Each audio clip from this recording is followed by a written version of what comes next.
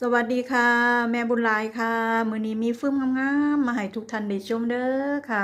ฟืมท่อผ่าสบายขนาด33โลบจานนี้อยู่ริมๆค่ะขยับขึ้นไปก็18โลบ75เซนค่ะ25โลบ75เซนแล้วก็ฟืมท่อผ้าถุงขนาด20โลบ102เซนแบบสีห่างๆเด้อค่ะมีหลายขนาดค่ะขอบแดงๆงามๆนี่ก็เป็นฟืมท่อผ้าไหมเด้อค่ะขนาด40โลบยาว102เซนค่ะฟืมท่อผ้าไหมก็จะมี40 42 45 50 2เขายาว102เซนเด้อจ้ะลูกค้าท่านใดสนใจอยากได้ฟืมท่อผ้า2เขาบ่ว่าสิเป็นท่อผ้าสบายผ้าคลุมไหล่ผ้าขาวม้าผ้าถุงผ้าไหม